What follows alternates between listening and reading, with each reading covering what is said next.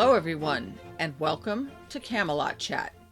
I'm your hostess, Shannon Watson, and this week's episode is Bertolais, Spymaster, Queenmaker, and Terrorist?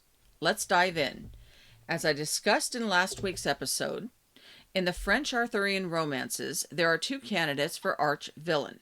One, Cleodulus, King Leodegan's loyal seneschal and stepfather to the False Guinevere, and two, Bertolais.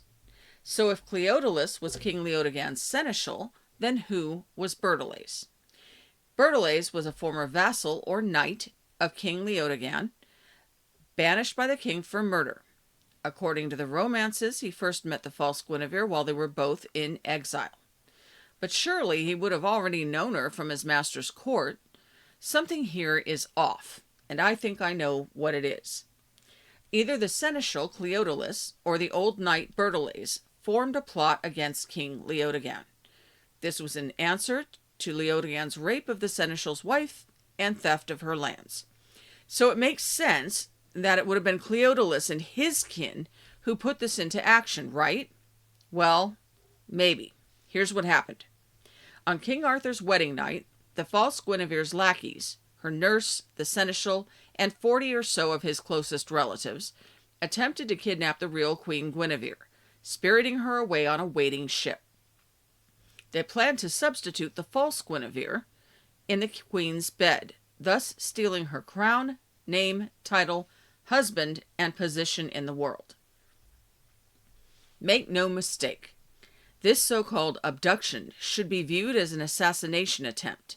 Nothing more, nothing less. It was an attack both on Guinevere's life and on her reputation. Had the seneschal and his kinsmen succeeded, Guinevere surely would have been quietly killed in some out-of-the-way place, and much of what we know about the Arthurian world would have been lost. The Arthurian scholar Norma Laurie Goodrich says that Guinevere's dowry stipulated that the literate queen would keep the illiterate king's annals for him. She speculates that these annals resurfaced in the early Middle Ages in a variety of languages and lands: England, Scotland, Wales, Ireland, France, Germany, Spain, spawning a slew of romances bearing odd similarities to one another, and all based on the new material found in the annals of the king's reign, written by one very famous Dark Age queen.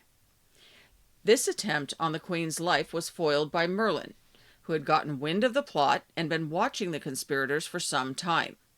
The magician commissioned 2 knights to guard the queen and put paid to the kidnappers. Guinevere's nurse, who was one of the seneschal's kin and in on the plot, was killed in the ensuing melee. The bride, the false Guinevere, was put on trial, sentenced for treason and attempted murder, and exiled to an abbey outside her lands for 10 years.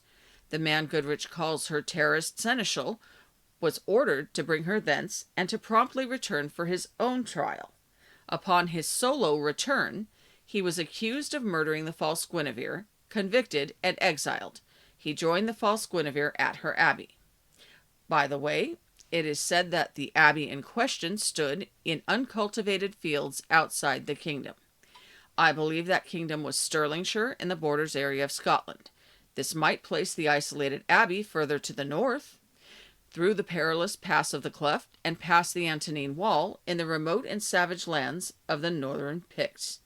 This mystery abbey may have stood near Magel in Perthshire, which is Macbeth country, and contains the Stone of Scone, the king-making stone of the Scots, or at least it did back then, as well as 2 other stones commemorating the historical Scottish King Macbeth, and some beautiful carved Pictish standing stones that once rested upon the spot where the real Queen Guinevere is said to have been buried. But back to the story, which I find to be, if nothing else, totally confusing.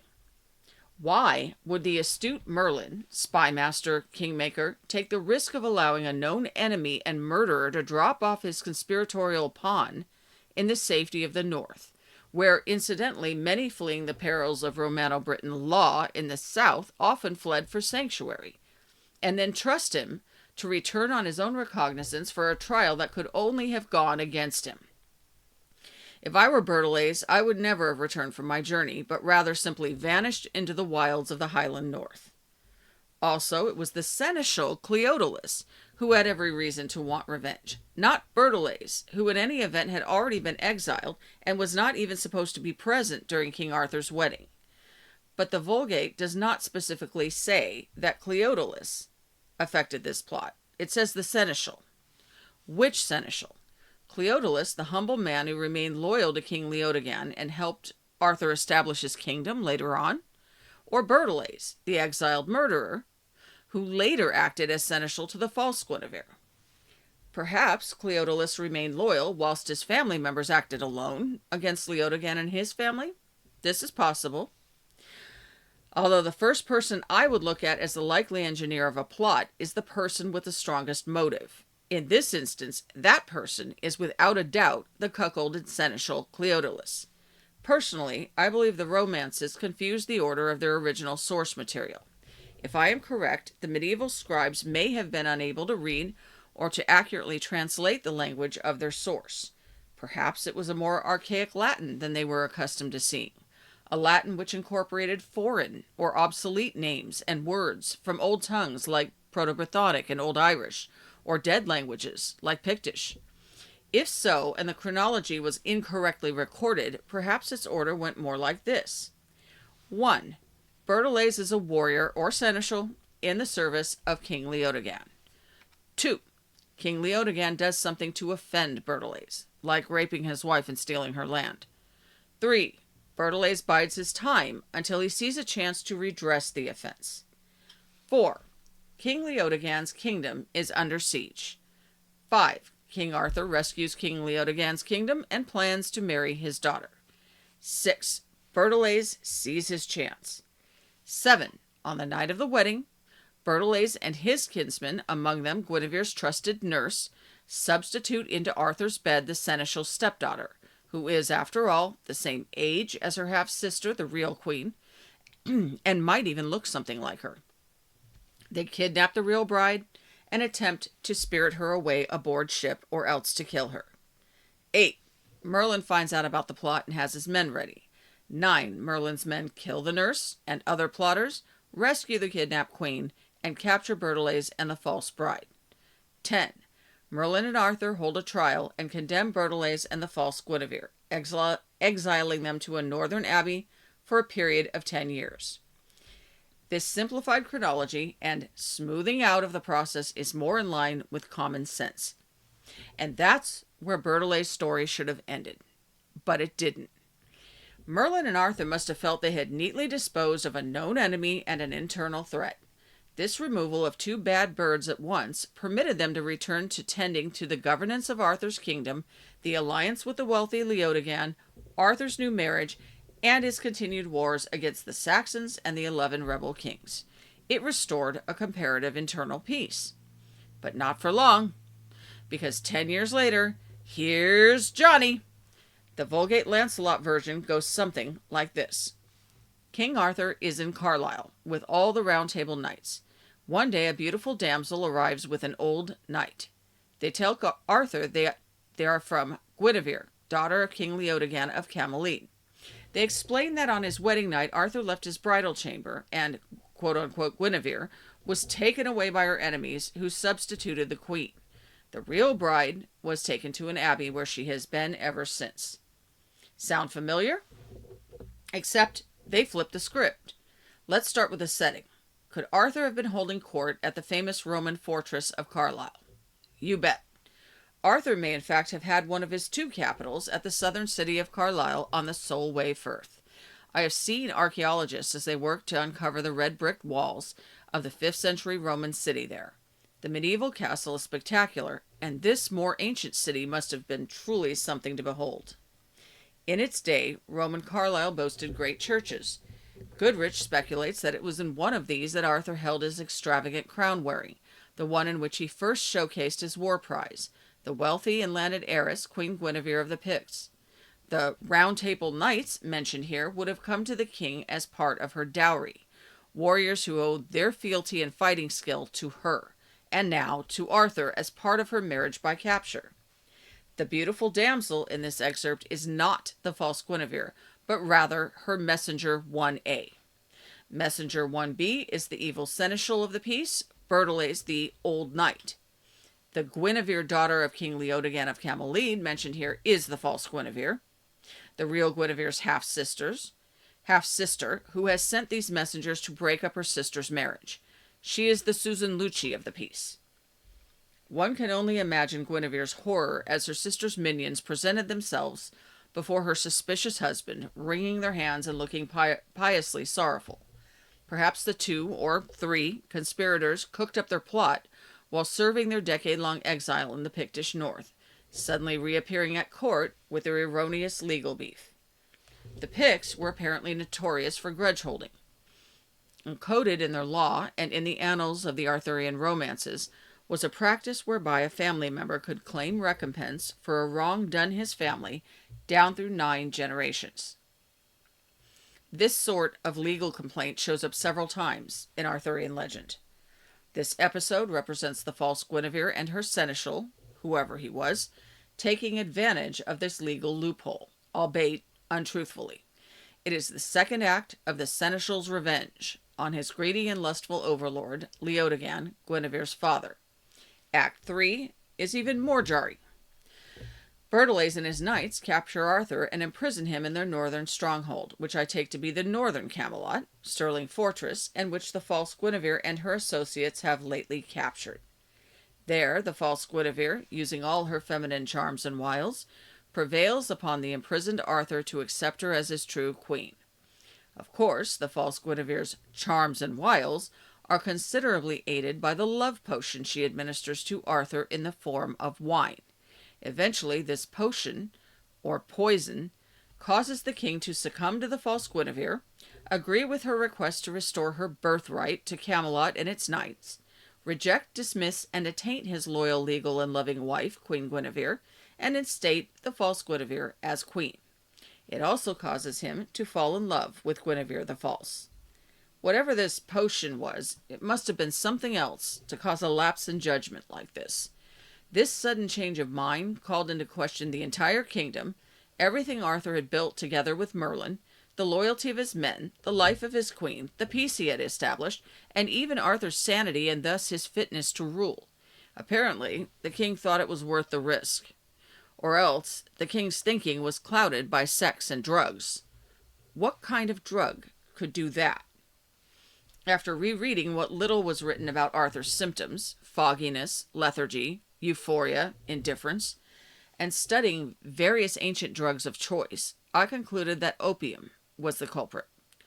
Opium was known to ancient Rome, traded along the Silk Road from China, and not common but available to the more moneyed in ancient Britain. Opium causes all of these symptoms: brain fog, fatigue, apathy. Opium can be smoked or ingested, and it is undetectable to the eye when dissolved in liquids such as wine. While its bitter flavor does make it distinguishable in wine, use of a fortified, strong wine coupled with strongly scented spices such as cloves and cinnamon can mask opium's taste. Ancient people were known for this practice, which in fact led to the creation of laudanum. And while over time it can cause death, opium can be taken for years without the user dying. Opium, therefore, makes the perfect suspect for the false Guinevere's mystery love potion. Why didn't some astute person, like, say, Merlin, omnipresent at Arthur's side until this point, discover this plot and put a stop to it? Let's recall that the false Guinevere and her seneschal had been exiled for 10 years. In that time, Merlin, who was much older and wiser than Arthur, had stepped down from public life. In other words, he had retired. Now Arthur was on his own, sink or swim. Evidently, the king did not possess his mentor's gimlet eye for plots and treachery. Act 4. The trial by jury. Next, the wily old Bertolais had the false Guinevere demand that a trial must be held, in order to firmly discredit and unseat her rival and solidify her own unsteady position on the stolen throne. Bertolais insisted that he be appointed as judge and loaded the jury pool with his vengeful relatives. This was the kangaroo court that presided over the rigged trial of Queen Guinevere. Clearly, these people held more than just a passing grudge. Naturally, the ruling went against Guinevere, even over the outraged protests of Lancelot, Galahad, and the king's foster brother, Sir Kay. Guinevere was found guilty. Bertolais demanded she be stripped of the skin on her head, cheeks, palms, and the soles of her feet, where she had been anointed queen with holy oil before being exiled from the kingdom. And Arthur, like the lovesick dopehead he had become, agreed. The only thing that saved her was Lancelot's demand that she be retried, this time by combat. He offered to fight any 3 champions that the false Guinevere cared to designate. Act 5. Now we get to the good stuff. The prose Lancelot says that the old knight Bertolais offers to prove this claim in combat against any knight who wishes to dispute it. The damsel gives Arthur a letter from Guinevere and tells him that if he will not take her back, he is to return the round table with as many good knights as it came to him with. She has sent an old knight as her champion as a sign of the justness of her cause. Here, when knights are referenced, read warriors. Although knights were known in the 5th century, the equestrian class of the Roman army were mounted soldiers, and Dark Age warriors did wear chain mail, although it was expensive to purchase and to repair, as well as other bits and pieces of armor, some of it handed down for generations. But they would not have looked like the archetypal medieval knights in shining armor of modern film and legend. This part of the passage from the prose Lancelot is a study in ancient Arthurian law, or more properly, Pictish real property law. If Arthur intended to renege on his promise to his bride, whoever she was, he would be required to return her warriors and her lands, unless his champion defeated hers in combat. Fat chance of that, because it is also a study in stupidity. It was the incomparable warrior Lancelot who volunteered to champion Guinevere the True and prove her innocence against 3 of Bertolais' knights. This guy, I mean seriously. Maybe Arthur wasn't the only one doing drugs. They should have known to back off at this point. The minute Lancelot swept forward and threw down his gauntlet, somebody should have said, "Hey, wait a minute, do we really want to go here?"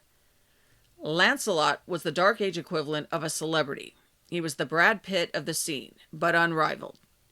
Crowds used to gather at the forge just to watch him cross the river. I mean, how do you even get the word out that fast without the internet or cell phones? He was a star in an age that had virtually none. His fighting prowess would have been well known. And if it wasn't at this point, it would be from now on. Lancelot killed the first 2 challengers and was about to kill the third when, at Arthur's behest, Queen Guinevere begged him to spare the man's life. Lancelot thereby won the trial by combat, exonerating the queen. But it didn't matter. Arthur insisted on staying with his new wife, banishing Guinevere, Lancelot, and their loyal friend, the lordly King Galahad. The 3 took their leave, riding north into Galahad's foreign kingdom. This started a whole other war, but I won't go into that here. Suffice it to say that the long-term outcome of this episode was that, after much tragedy and bloodshed, Bertolais and the false Guinevere were finally exposed as traitors, terrorists, and murderers. They confessed on their deathbeds and died of either illness or execution. Guinevere was, once again, exonerated. The upshot is that we are left with what look like 2 very different characters, Cleodulus and Bertolais. On closer examination, as has happened in my research of other Arthurian characters, they look like a split personality, the severing of one life into 2. Isn't it peculiar that the beginning of the story seems to belong solely to Cleodulus, who fades out once Bertolais takes center stage? Is it not odd that one man had the motive and opportunity for the actions taken by the other? Is it not strange that ancient authors would build up so much momentum toward Cleodulus' vengeance, only to let it fall flat, to later be put into effect by another? What if, instead of 2 separate characters, we have one man? One man who served as seneschal, first to Leodegan, and then again later to his daughter. One man who, having been wronged by the king, planned and waited for an opportunity to take revenge. One man who bade his kinsman wait in the shadows and, once seeing weakness, pounced, putting into action a plan that surely started even before the birth of the false Guinevere.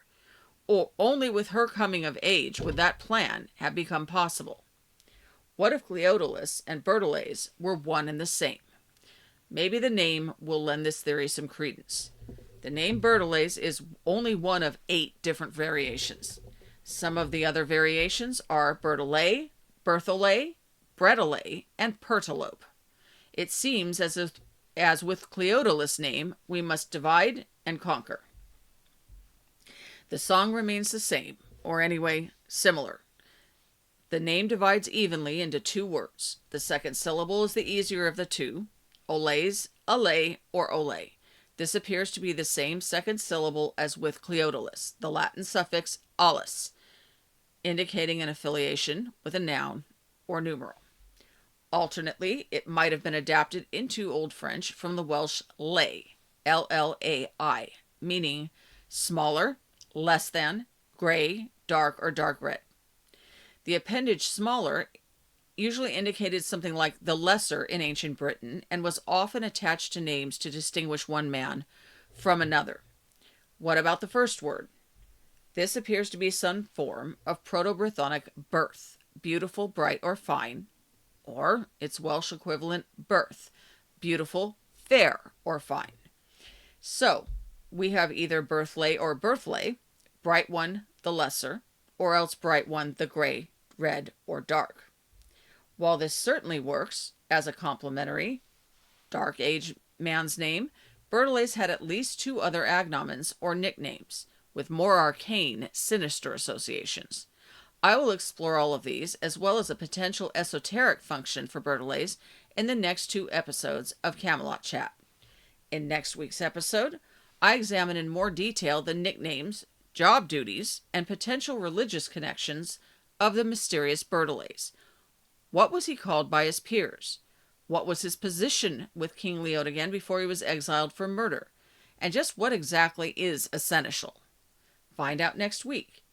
If you can't wait for more Arthurian lore till the next episode, you will find my historical fiction novel, The Wanderer and the Wolves, told from the young Queen Guinevere's perspective on Amazon.com.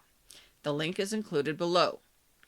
For insider news on my upcoming books, a personal weekly email reminder of published episodes, and to support the show, check out the supporter link below.